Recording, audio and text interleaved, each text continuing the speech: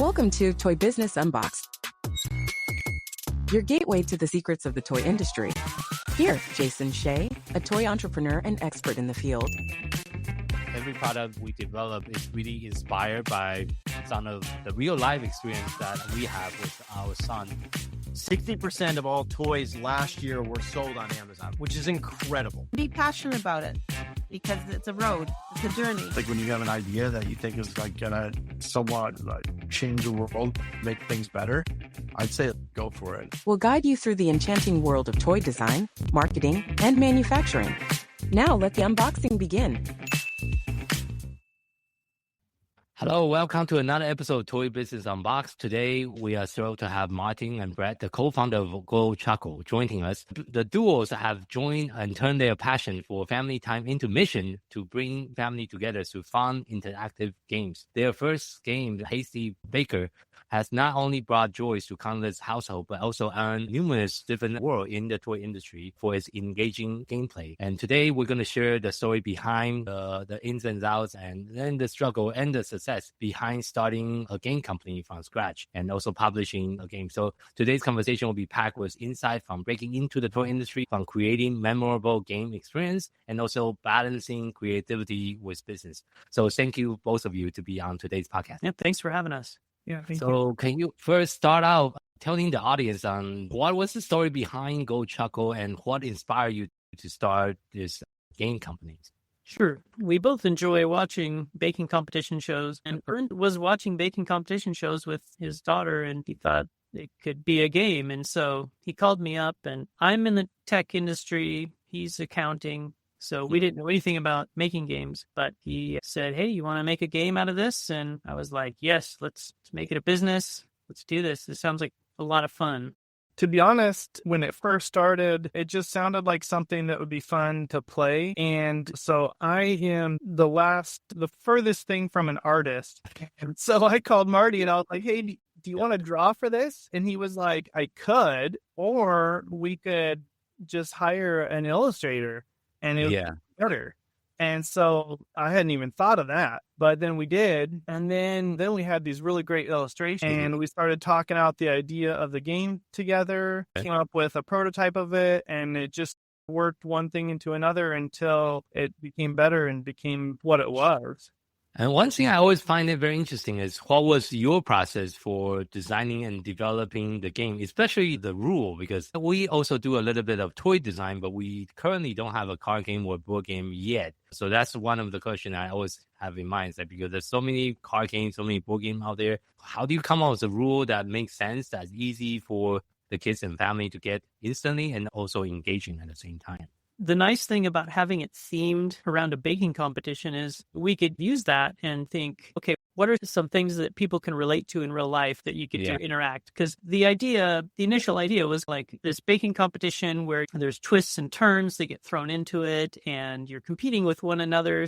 There's things you're doing to try to finish your dessert before the others. What kind of aspects of that could be turned into actions that you can do in the game that allow people to interact? I have your product pulled up here. Let me see if I can make it the right size. For those of you that's listening, we are also having the interview on our YouTube channel, that if you want to see what the game looks like, feel free to watch our episode on YouTube as well. So can we talk a little bit about the rule for the game? How does it work? I haven't bought one myself yet. So for the new parent like myself that's interested to maybe buy one for my family, can we walk through the basic rule on how the game works and how to play it? Sure. So basically, each player gets their own recipe card in front of them. The recipe card is going to list 4 different ingredients on it. Okay. So you're trying to collect those 4 ingredients in front of you to complete your recipe. And once you complete your recipe, then you can set your recipe card aside. That represents a point. Oh. And there are some cards that can give you extra points, like a blue ribbon. That's essentially saying the blueberry pie that you made is an outstanding blueberry pie. It's worth an extra point. So the first person to get 5 points in their points pile wins. I see. Do you need to make different combinations like other card games I have played in the past? Yeah, so each recipe is a different combination of ingredients, where one might be frosting, sugar, butter, and flour, and one might be chocolate, butter, flour, sugar. So they're going to be similar, but slightly different. And then when you finish a recipe, you'll just grab a new recipe, put that in front of you. Now you're working on that one. Oh, okay. So you're collecting. The twist comes when there are some cards that you can, we call them strategy cards, where you can sabotage each other, like steal ingredients from each other or spoil ingredients that people have played out, something like that. And so Marty was saying, you can think of in the show, it's like in the middle of one of those baking shows, there's some kind of twist that always happens. The twist in the game is you don't know when somebody's going to throw down a spoiled ingredient and say butter's spoiled. Now you have to get rid of your butter and you have to out again, or someone steals something from you. Okay. So it keeps you engaged with each other. I see. How do you come up with the mechanic of the game and the rule? Do you did a lot of like play testing initially, or how do you come up with the idea? Yeah, a lot of play testing, a lot of thinking of the statistics of it, I think, is the nitty gritty.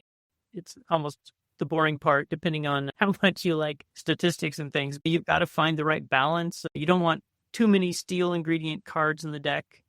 And you don't want it to be too easy or too hard. And so we started out making a Sharpie deck. Just take a deck of cards and you write what the cards are on them, and played like that a bunch and started to get a feel for, okay, here's this type of card works really well. There's way too many of this one. And we just kept playing with our family. And we played maybe every day, I don't know, at least a few times a week for months. And until we felt like we had it really nailed down to something that was a blast. And the nice thing is, I think we did a great job, but we get a lot of compliments on it. When you get to the end of the game, usually everybody's pretty close. Like a number of times I've played, it's if I just had one more turn, I could have won, but they got it before me. And so it's not one of those games where somebody can just blow everybody away and everybody's just sitting there waiting for the game to end because they know they lost. The twists can change the direction of things. So it works pretty well like that, I think.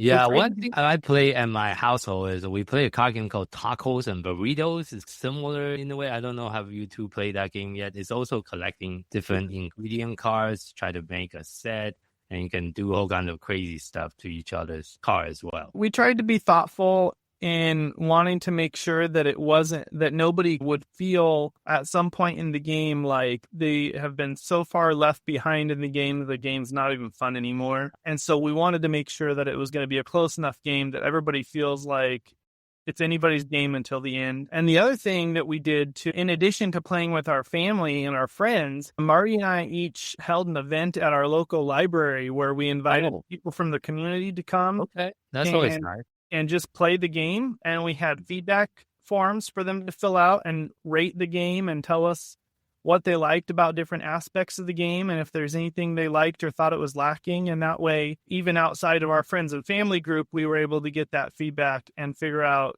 really what people were liking and or not liking about. I like that idea for the design itself. How many of those did you done initially? We did a lot. Okay. I think it's really important too, because family's really easy to say, oh yeah, what you did is great. We love you. We even went to a retirement community where the retirement community had this little get together. They had a room with a bunch of tables and all of these older people playing the game and just laughing. So we got some pictures, got feedback. Nice. It was really fun. Nice. Yeah, that's definitely a very interesting way to engage the community and also get some live feedback. That's a little bit harder if you don't do those events in person. It's definitely different. My next question is, when you come to initially publishing the game, what are some of the unexpected challenges that you two have faced? Like Marty mentioned, I work in accounting in my full-time job outside of this. And Marty is in tech. So neither of us really had any experience in this before GoChuckle. Once we started getting into this, we were learning kind of everything on the fly. We were learning everything as we go. And we had to figure out, how do you get in touch with a manufacturer? Where do you even go to find out who they are? And so we went through lots of like forums and until we found ones that were talking about people and we got in touch with. And it just was like, as we learned more about the industry and got to know more people that are in the industry, And it just really took like diving deep into it and combing over it over and over again. And it became another full-time job.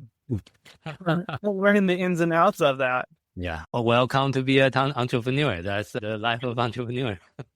Like the more you know, the more you realize you don't know. 100%. And by the time you learn something, things change. Yeah, that's a constant thing. And also our team's research, I think crowdfunding also play a really big part in launching the game initially, which I was looking at your Kickstarter campaign. You guys were able to raise about $10,000 when you did the Kickstarter. Can you also share a little bit about your experience with Kickstarter and how you approached that and what was your experience like? Yeah, so that was also an eye-opener because we'd never done a Kickstarter, and we really underestimated what it takes to do a Kickstarter. Oh yeah, I did one before. Yeah, it's not a was a huge. We did a pretty short timeline from like launching the Kickstarter or announcing it, and then having the Kickstarter period, and then wanting to get the game to the backers. And so we didn't get a ton of social media and stuff out there. Like we've heard now. A lot of people, they do like a year of building buzz. Yeah, building up the buzz. Yeah. That's how you get like 250,000, 500,000, or 1 million plus campaigns. We did less than 6 months, probably like 4 months of really pushing that we were going to do this Kickstarter. And then during the Kickstarter, it was a full-time job. Every day, just going on Facebook, messaging all the friends I have, friends that I forgot who they were, but they're connected on and telling them about it. And we managed to make our goal and then have a little stretch goal that added an ingredient to the game. We had debated whether or not to do that because we had talking about the balance of cards. If you add an ingredient in there, then was that going to make it harder to get the right ingredients and stuff? We tested and it worked out, and I think it worked out great. Okay. But we had a manufacturer lined up that we were like, okay, as soon as the Kickstarter is done, then we're pulling the trigger and we can have it manufactured. Because we had most of the graphics and everything were all ready to go. Ready to do. When the Kickstarter was over, we told them, okay, we're ready. And they said, oh, now's not a good time because Kickstarter was in September. And so the end of September, it's Q4. Okay. Yeah. And we were like, we were telling everybody that we were going to try to get it to them by Christmas. Another thing that we naively... that's a busy season to try to do it. But we found a manufacturer that committed to it, and we managed to get it to our backers. It was live on Amazon. I think it was like December 13th. We managed okay. Good job. Yeah. That was a short window. What do you learn in the process as far as logistic of getting the game from concept to market? Of course, as designer, finding manufacturer, negotiating the price, MOQ, there's a whole bunch of different things that's involved in the process. But I guess what is some of your major takeaway in that experience? I would say one thing is that it's probably going to cost more than you thought. Plan for it to cost more than you think it's going to. And then if it doesn't, that's great. Yeah. But then, the better the planning lower and it costs more, and then you either don't have the money or be safe and sorry, right? So it's probably going to cost more than you think, and it's probably going to take more time than you think. If it's your first one. Once we got our first one out, our second one ran a lot smoother because we already had a relationship with a manufacturer. We already had the logistics of how we were going to get it overseas. So all we do was give the information to our logistics coordinator, and she shipped it over. So those things went a lot quicker, where we didn't have to go find those relationships in the moment and plan ahead, because Marty was saying we had said we wanted to get those to our Kickstarter backers by Christmas. To fulfill that, we had to airship a lot of it over here. Oh, wow. That is expensive. Yeah, that's very expensive. Yeah. We could have done it a cheaper way and saved a lot of money, but we wouldn't have been able to fulfill our promise in to time. Get it by Christmas time, and we really wanted to do that. So it cost us more, but we really wanted to try to keep our promise. So I would say just give yourself more time and expect it to cost a little bit more. And the other thing, a third thing that I would say that I don't think that we did a good enough job doing at first is we got comfortable with our manufacturer and we just stayed there and stopped looking for another one. I We didn't do stuck that with them for a long time and they were great and they were doing a good job, but we didn't start looking for another one until we had a reason to. We found another one that is doing just as good a job or better, but much cheaper for a lot lower price. Yeah. Why didn't we find these guys earlier? So there's really no reason that you can't continue to look at other manufacturers and compare them. Just because you found one good one doesn't mean you can't find a second good one too. Because what if one of them isn't able to do it at some point in time? You don't want to start looking then. Yeah, exactly. And since we talk about Kickstarter, the next biggest platform that everyone uses is Amazon. What are some of the biggest lessons you have learned about marketing and selling gaming, especially for a platform like Amazon so far? That's like a 2-hour subject. Amazon is a beast, and we're still learning. Yeah. We're still definitely finding things that we're doing wrong and that we need to do better. And so things like the child's certification, I forget what it's called. CPC, Children Product Certification, yes. We didn't have that in the beginning. And we didn't have it for years, and Amazon didn't flag it or anything, and we didn't really know. It was the first week of December. Was that last year or the year before? I don't know. They flagged it and said, hey, you don't have a certificate, and they took our listing down. We had to scramble and get somebody to get the certificate. Lab testing, Because that was something, the worst time, 60% of a game company's revenue happens in the last 2 months of the year. Last 2 months, yes. That's correct. We lost out on a ton there. And so we learned a lot from that. The whole process of advertising, the keywords, and all those different aspects of it, is just so much to learn.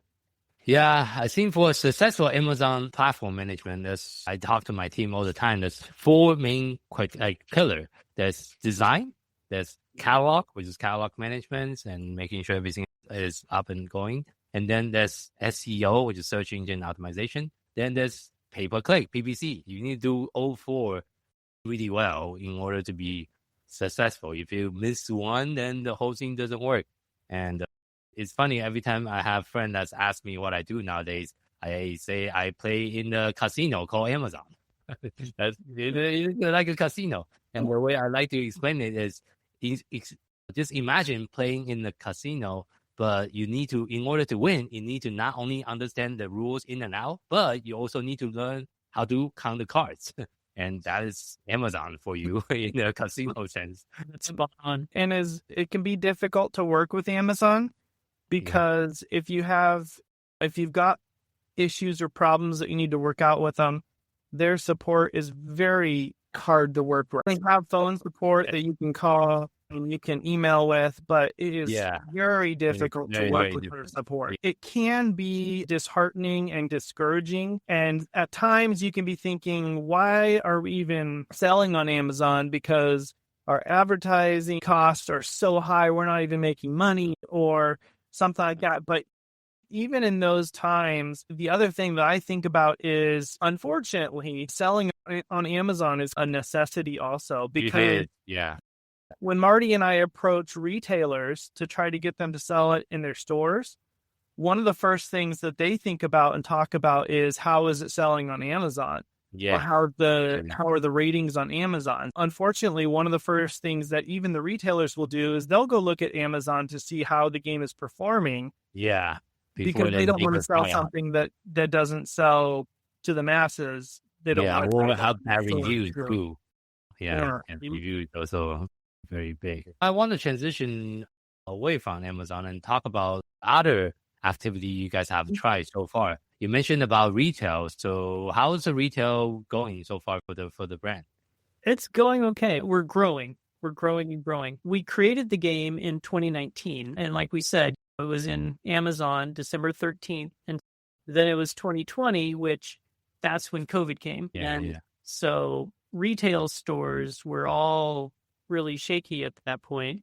Yeah. And we got into some retail stores locally or a couple here and there. And we decided we just need to focus on Amazon. We only have a limited amount of time. Both of us have day jobs. And so we really put a lot of focus on the Amazon side of things, the online presence. Okay. And then in the last year or so, we started really pushing retail again. To GAMA, the Game Manufacturers Association. Yes. Yeah. Yeah. You went to Gen Con? We didn't go to Gen Con. Oh, you didn't go to Gen Con. Okay. Yeah, it's expensive, and we're still trying to get there. We've got several stores that have started selling it and that have had good success with it. And we've got some good big game stores that are having good success with it too. We've got interest from lots of others as well. I don't want to speak out of turn or anything, but yeah. So lots of repeat retail customers that have been saying that it sells like hotcakes, that it sells really well. One of the retailers that sells our store has had our games front and center at right when you walk in their door. Oh, okay. They started selling it in November of 23. It sells so good that they have wanted that to be there. One of the first things people see when they walk in the door. That's good. That's good feedback. That's good feedback. So what is next for GoChuckle? Are there any more new games that you guys are launching this year or maybe early next year? We've got a lot of ideas, and we've been developing we have, I don't know how many prototypes laying around that we've made different ideas as we play with different ones and try to build them out. We want to shoot for a game a year at least. We found that it's really tough having full-time jobs that get really demanding sometimes in families. Yeah. So we're really pushing to do that. This year was when House Hounds came out, our second game. We made Hasty Baker in 2019, so it took a few years to get another one out. But we've got a whole bunch of ideas, and we're not sure. I'm not going to say what the next one will be just yet, but we've got a lot in store, and we hope to become a brand that people recognize that is a force in the industry. Yeah, it's always tricky, and I remember when I first started in 2016 for the first 5 years, I also have a full-time job, and I was running my toy business on top of my full-time job, and I was working 70, 80 hours a week. I was just working a lot.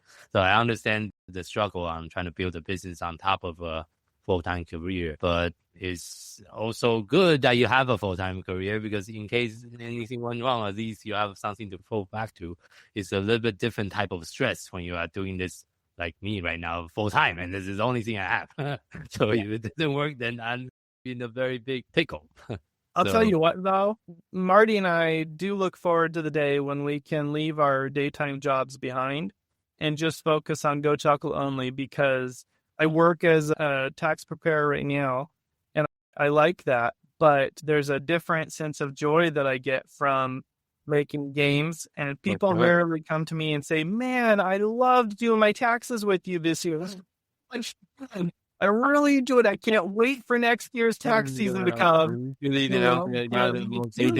get people that come and say, we've been playing that game so much. We play it every night. We love that so much. When's your next game going to come out? We do hear that. And that is so much more fulfilling. Sure. Very different. Yeah. It's funny, like I shared before the interview, my previous career was also corporate finance. So actually accounting as my previous career. So I can relate to the number crunching you need to do as part of your career, for sure. So as well, wrapping up today's interview, one of the questions I always love to ask for our guests is, if you had to share just one piece of advice with someone who's getting started in the toys and game industry, what would that be? And maybe each of you can share one. I think maybe I would go with be passionate about it. I know Hasty Baker turned out great, and people love the game. You read the reviews, and they talk about how they didn't think that the adults didn't think they would like it, but they ended up just loving it. We put a lot of work and a lot of attention to detail in it so that it wouldn't get in the way of having fun in the game. And we were really passionate about it. And there was tons of hours put into it when we made it. Yeah. And I think it shows through. I think if you went into it without that same passion and just wanted to make a game to have extra money on the side or something, it would show in the game and it wouldn't be successful. So it's the fulfilling part of it, and the joy that comes out of it is really when you put passion into it and put your heart and soul. I think I would piggyback off of that too, because we mentioned earlier that Hasty Baker came about from the idea of watching some baking competition shows. And I know that some game designers come up with their games by thinking of the game mechanics and then applying a theme to it. And we work backwards in that we have a theme and then we think, how could you play a game that would go along with that theme? Yeah, I like that. And that helps us to keep the game something that's relatable and makes it so that when you're playing the game, it's fun and it seems like you're playing that game and not that you're just playing some game that has that picture on it. And not that there's anything wrong with the other way of doing it, but that's just how Marty and I have found that's helped us have more passion in the games that we've created. If you can get excited about it and be passionate about it when we're at our booth and we're telling people about the game and we're excited about it, that helps them feel like, man, this could be an exciting game. But if we're a game, it's $20, take it or leave it. They're like, nah, exciting sounding. 100%. That's a very great piece of advice. So for our listener and the people that's watching on the YouTube channel, where can people find you? Yeah, you go to GoChuckle.com. That's our website. And you'll find information about Hasty Baker and about House Hounds. Also on Amazon, Amazon.com/GoChuckle. You'll get to our Amazon store and ask your retailer for it. And if they don't have it, have them contact us.